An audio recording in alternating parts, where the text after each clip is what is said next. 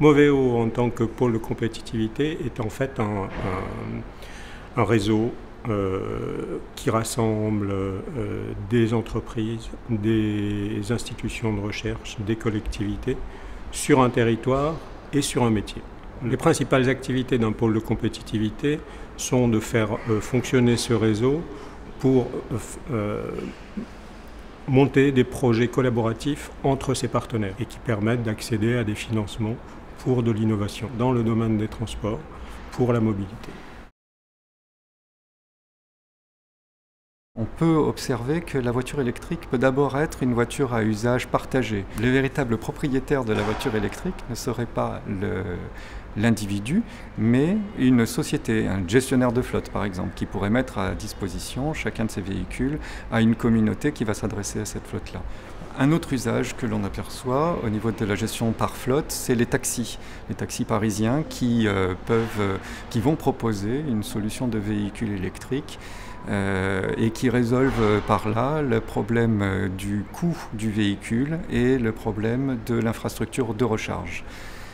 Un troisième usage que l'on pourrait aussi obtenir du véhicule électrique, au niveau des navettes ou des véhicules modulaires qui permettent de proposer des solutions de logistique sur le dernier kilomètre. De plus en plus, les offres de mobilité doivent prévoir ce qu'on appelle le porte-à-porte. Une bonne offre de mobilité, c'est une offre qui prévoit toutes les intermodalités qui sont nécessaires pour un usager pour passer de son domicile à son travail. Donc les NTIC sont des outils d'optimisation de ces différents éléments de la mobilité, de ces différents chaînons de la mobilité.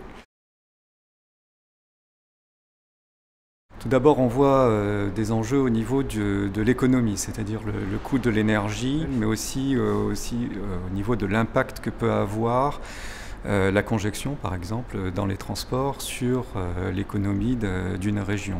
Deuxième tendance que nous observons, c'est l'aspect communautaire. Pour son déplacement quotidien, par exemple, pour aller au travail, en mixant ces deux tendances-là, une personne peut être amenée à chercher une solution qui ne va pas s'appuyer sur un véhicule personnel, mais qui va s'appuyer sur un véhicule qui va partager. Aujourd'hui, les gens prennent beaucoup plus conscience de leur impact sur la société et vont regarder l'impact que peuvent avoir leurs véhicules personnels sur le réseau public.